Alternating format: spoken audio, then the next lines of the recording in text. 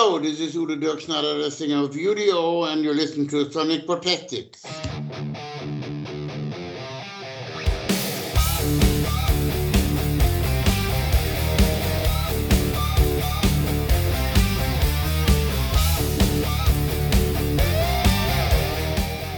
Hello, everyone, and welcome to another interview of Sonic Perspectives. I'm Rodrigo, and my guest today is a true pioneer of metal music, the one and only Mr. Udo Dirkschneider.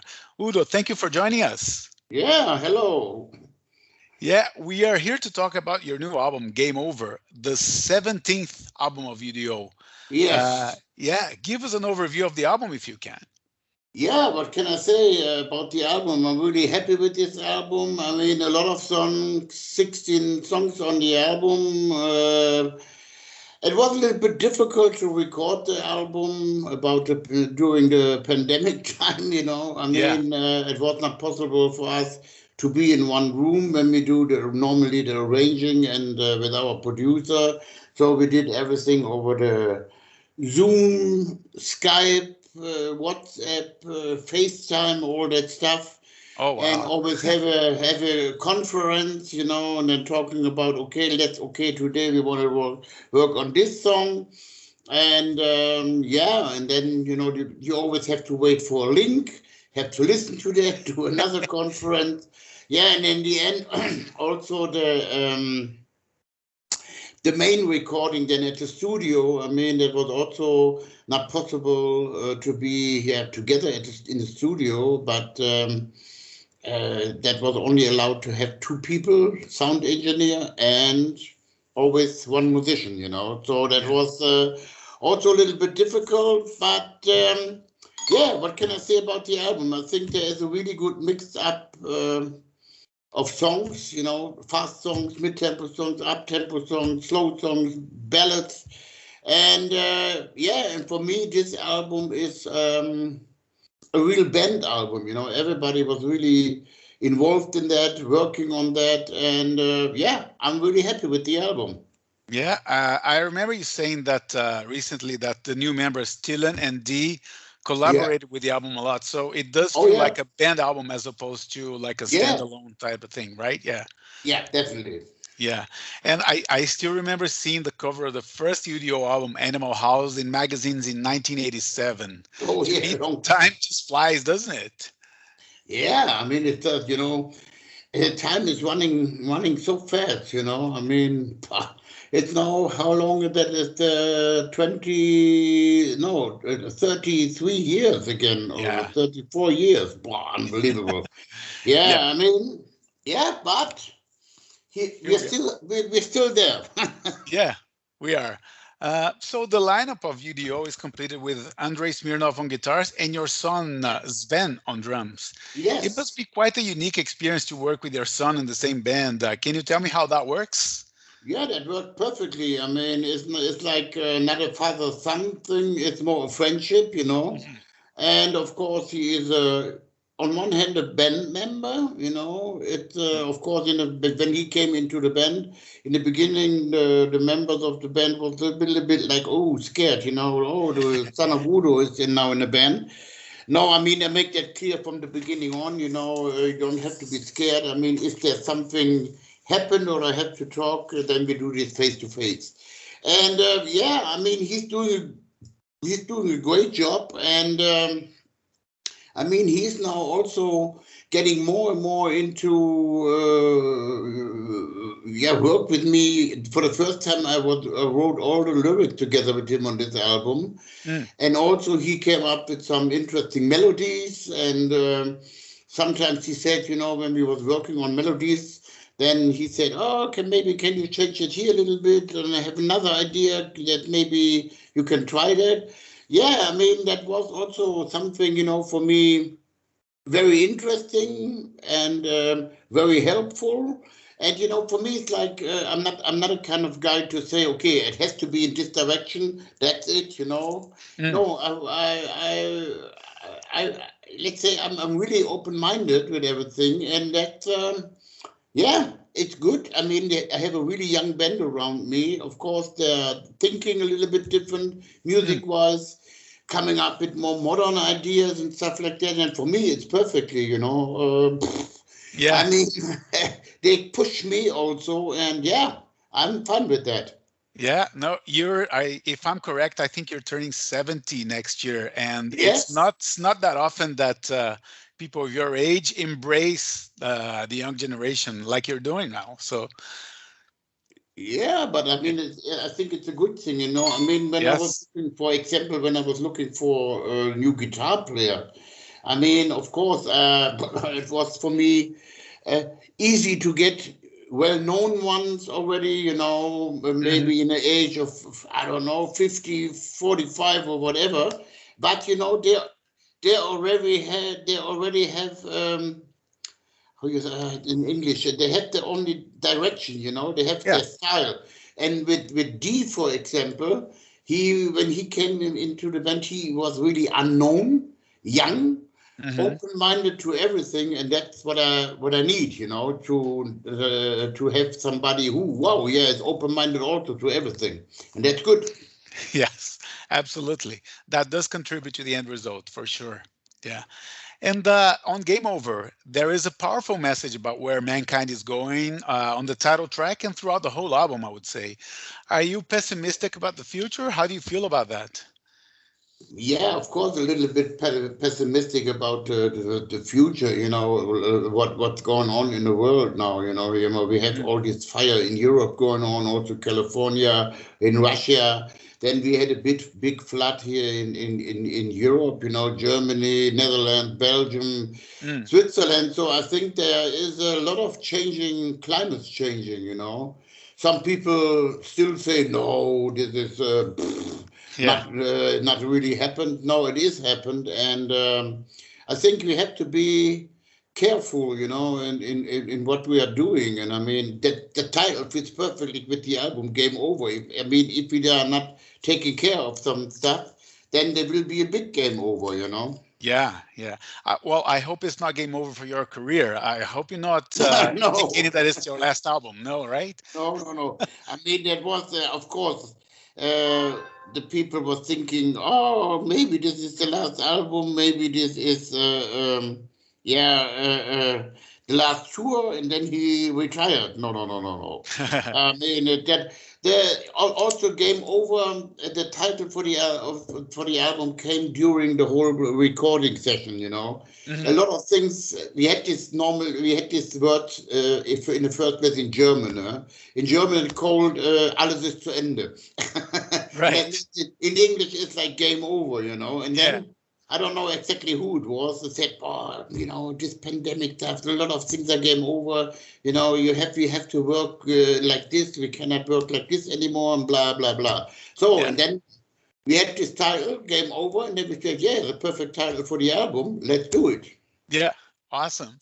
And one of the first singles is Metal Never Dies, which talks about tough times and also about your history in metal, right? That's the intention here. Yeah, that's of course. I mean, metal never dies. And of course, in first place, this kind of music, in my opinion, will never die. You know, I mean, I see Yeah. so many generations coming up and listen to this kind of music, and the other is in a way on the lyrics there is a little bit of my own biography, you know. Yeah. So in the beginning, I mean, I was start making music. I didn't have that much to say, but then I had a lot of things to say. So, yeah, that's good. I mean, why not? You know, why not using your own career Yeah. to make some lyrics up? Absolutely. Yeah. And Kids and Guns. Tell me about that one. It's pure rock and roll, right? But who came up with the idea of addressing the theme of school shootings? You mean the video? Yeah, like the school shootings. That's what it talks about, right? Kids owning guns and being able to freely. Yeah. Yeah, I mean, in general, it's like, you know, it's against weapons. I mean, it's better to talk to each other than to instead of killing each other, you know. Oh, yeah. And I mean, yeah, there are a lot of things happened with weapons, you know. Let's say one thing is like in Africa, you know, they're kidnapping young boys in Africa and making young soldiers out of them there, and then they kill people and they are just 14, 15 years old.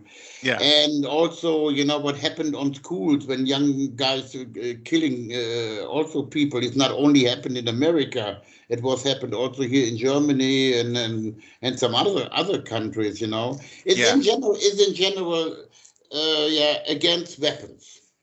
Right. Prophecy, on the other hand, it's another song you made a video for, which is very graphic. Yeah. Can you tell about that one and the concept of the video? Let's say the lyrics are about, I saw that I had to explain it a little bit different. I mean, I saw a documentation on TV here in Germany about hardcore sex, sadomaso, and I don't know, a lot of different things, scared things, Mm-hmm. And there was also some people start talking, wow, that would be great, dying after having special sex. And I was like, hello? What? And that was the idea. You said, why not talking about extremely sex, Right. So, and then, of course, they have the lyrics, and then it was easy to make the video of it. Yeah. And Don't Want to Say Goodbye, it's a great ballad. You're familiar for that, right? For putting like a great ballad in between the heavy songs. Mm. And I have to think you're talking about yourself in that song as well, right? Carrying on no matter what. Yeah, it's like, it's a personal story, what I had about this, but you can use this also for many reasons, I mean, let's say if somebody dying, you don't want to say goodbye. If your girlfriend leaving you, your boyfriend, your wife, whatever, then sometimes you just say, I don't want to say goodbye, and it's also like, maybe a more funny thing, you're on holiday on a really nice place and the holiday is over and then you say, I don't want to say goodbye, I mean, I love this place. You can use this in many directions, but it is definitely a personal thing behind that. Right. And Holy Invader, another favorite of mine, it's about religious freedom and people trying to dictate what you should do or what you should not believe. Yes. Yeah. At the moment, you can explain this with Afghanistan, Absolutely. They tell the people what kind of religion they have to do. I mean, this is impossible, I mean, everybody is free to choose his own religion. Doesn't matter what it is, and that's the whole story behind Holy Invaders. Right. And with 17 studio albums now and a few accept songs that you play every now and again, it must be a nightmare to put together a set list, right? I can tell you, this is definitely a nightmare, I mean, you cannot satisfy everybody. We try to make it always like interesting, but you have to play some older U.D.O stuff, they're already classic, like Animal House, They Want War, whatever, Man and Machine and stuff like that. Then you want to play, of course, stuff from the new album, 5 or 6 songs. And now, of course, I was not really happy to do accept songs after doing the Dirkschneider thing for 3 years, Maybe I was a little bit too quick to say I don't play and never again accept songs. But the people want to hear it, and then to make a really set list, with all that stuff in there. This is really, tell you, this is a nightmare. But in the end, we do always our best, and of course, then you have people always say, you didn't play this song and you didn't play this song, Sorry, maybe next time. Yeah, no, but that keeps things fresh. I think you're always changing the set list, so that's good. Yeah. And let me ask you about another release this year, which is the live album of Plovdiv, which you did when COVID was still widespread. What was the atmosphere like at that show? I mean, people hadn't seen a show in a long time, I assume, there. Right? I try to make it short, If we get the offer to do our promoter where we work with in Bulgaria, he said, I want to do a show, open air show. And then we said, are you sure, that we have a serious pandemic going on? yeah, no problem. That will be, everything will be easy. Then we said, yeah, okay, we will see. So, and then in the end, the whole thing was happened. And yeah, and then we saw they were sending us some pictures, from this Mm. beautiful venue. And then we said, whoa, yeah, if that really now happened, let's make record the whole thing, film the whole thing. Yeah, we were flying then to Bulgaria, and the, And it the worked. and it works, Yeah. I mean, for us it was also, I mean, we didn't play for nearly 1 year, and then for us it was like a really emotional evening, and then also another thing was like, okay, we're expecting maybe 500, 800 people, and there was nearly 3,000 people there, it was like, what? Wow. And yeah, and I mean, of course, we gave, yeah, I think not only 100%, 150%, that was really like, yes, to play in front of people, and also the audience was enjoying the whole thing, I mean, of Yeah. course, they was hungry to see a show. Yeah, Yeah. that was a really, really, really fantastic evening. And I think if you listen to the live album and watch the DVD, I mean, I think you can feel and see the atmosphere. Absolutely, I can. Yeah, I love that live setting, that stage in there. There's a lot. There's Oh, a few other releases on that same place. It's simply yeah, amazing. Yeah, yeah, yeah, yeah. And in parallel with that, there was another release you were involved in recently, Dirkschneider and the Old Gang with yeah, Peter Baltes and Stefan Kaufmann. Can we yeah. expect more from this band, or was this a one-time thing? That was, in a way, a charity thing, Mm. for the crew of UDO and the band members of UDO. I mean, these three songs, what we had is, it was normally leftover stuff for the VR1 album with the orchestra. Okay. So, and then Stefan Kaufmann came up and said, hey, come on, all the guys need money. We do everything for free, and then try to make a contract. And so AFM was, they liked the idea. That was easy to make a contract. And so, and all the money was going to the crew and the members of UDO. Yeah, and of course, the people, when when we start putting this on YouTube, I mean, the reaction was like, wow, Yeah. you know. And yeah, that was nice to work together with Peter and Stefan. I mean, with Stefan, I mean, of course, he was the drummer, except and in U.D.O, the guitar player, producer for a long, long time. And Yeah. yeah, and then with my old guitar player, Matthias Diet, we was always in contact, and then Stefan said, maybe can you call him? Maybe he can do the guitar. Yeah, and then he said, yeah, I was not playing for 15 years, but anyway, I tried to do it again. Yeah.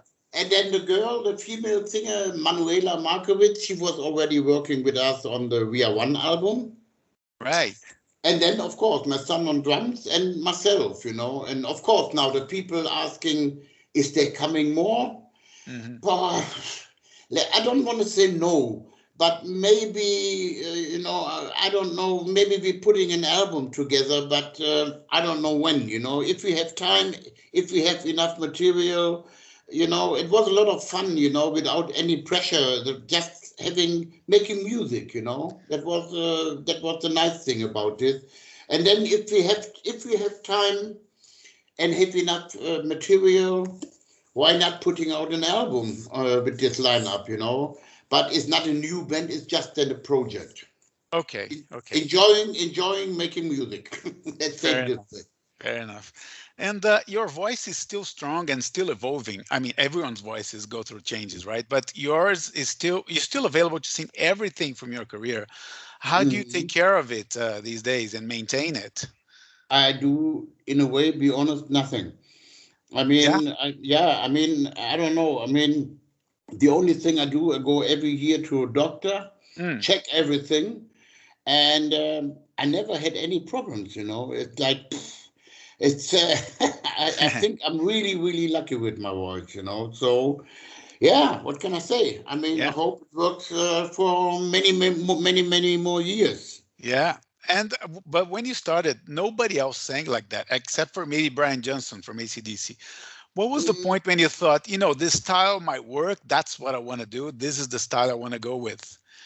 Yeah, that was in the really beginning. I mean, I started the whole musical thing, Mm-hmm. music-wise, together with Michael Wagener. And Mm-hmm. then after a while, there was a guitar player coming also to us. And then, I was always singing in the beginning when we did, I don't know, a lot of rock and roll stuff Mm-hmm. and some stuff. And then the people say, wow, this is voice is something different. Yeah. And yeah, and then in the end, I mean, I started with keyboard, then I was not good enough on keyboard, then just did, you can end up in only singing. And yeah, I mean, I never was trying to copy somebody. I always was, yeah, doing my own stuff, and I was working on my own technique, vocal wise. So, and yeah, it is unique. And that's also a thing. Not everybody has this. But No. if you put, let's say, an Accept album on or U.D.O, whatever, then you know exactly who it is. And that's a good Yeah. thing about this. Absolutely. And you're very lucky too, because the way you use your drive with that intensity, a lot of your contemporaries have lost the voice completely, right? Yeah, I know. Yeah. Axl Rose went through a phase where he couldn't sing anything, and now he seems to be a little bit better, but it does wear your voice out, the so much drive. But Yeah, I mean, I know a lot of colleagues, in this business. They have some problems with the voice. They cannot sing really like they did before. yeah, It's yeah, but it's sometimes all a matter of age. But for yeah. me, I don't know. It works, so I'm lucky. Yes, yeah. And of course, you started in the 70s and 80s, and there's still a market for that exact sound that you created, that you helped create with Accept. Why do you Yeah, think metal is still so relevant today? I think it's in a way, music is handmade music is coming from really from the heart, and it's Mm, like it's hard to explain. Sometimes, let's say for example, pop music. The lyrics are not really deep. They're just like, "Oh baby, I love you," whatever, you know, yeah, and the stuff like that. And in metal or this kind of music, what we are doing, I think, lyric wise, okay, some bands they're only talking about pirates, dragons, middle age, or whatever. Okay, but also I know a lot of bands here talking about what's happened in the world, and yeah, then it's like also the music and yeah, I don't know. I mean, definitely also I don't know who it was, but it said okay. For example, ballads, metal, a ballad from a metal band is always something. yeah, I don't know why. It's like see the Scorpions, still loving you. It's a great, great song. I mean, so yeah, I don't know. I mean, something has happened with this kind of music, and it still works. And I think this, yeah, what I said with this title, Metal Never Dies. I think yes. it will. I mean, I see now already the last 4 years. I mean, there are a lot of young people are coming to the concerts. That means there's again a new generation listen to this kind of music. Absolutely. Yeah, I've noticed that too. Yeah. Udo, last question for me. I know you have a few dates in South America early next year, right? Yes, And a few yes, shows yes. in Russia rescheduled as well. What is the talk right now in terms of putting together like an extensive tour schedule like we used to have in the past? Yeah, I mean, of course, it's not be honest. Also, I mean, it's not so easy anymore. Yeah. But I try to. I found my way to do this. I mean, but definitely next year. So the Russian tour is moved also to next year. To Yeah. February, and so that means it looked like also the European tour, what normally planned for this year. It looks like, yeah, not it looked like, I know that already. We have to move this also to next year. So that means if everything happens, like South America and Russia and the whole European tour, then we start in January and end up in the middle of May. That's the first thing. Right. It's a really long touring. And I know that there will be up some festivals in the summer. Mm-hmm. And then, they're talking about to come to America and Canada in September, October, So Oh, wow. Yeah. that Okay. means, is everything happened? The year is nearly over then. Yeah.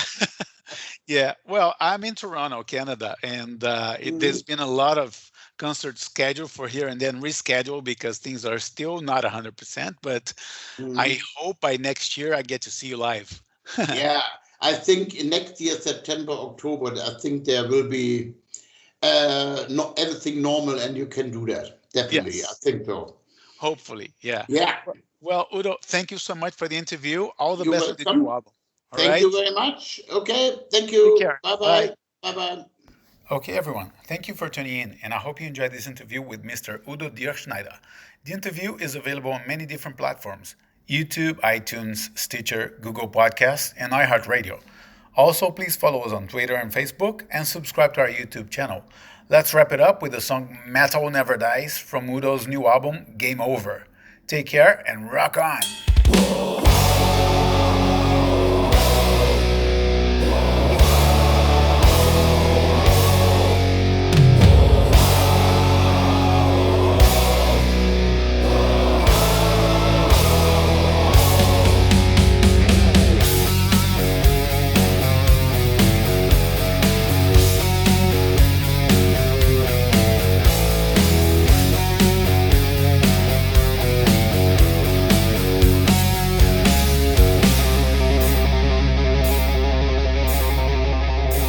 Back when I took my first breath, the days were dark and gray.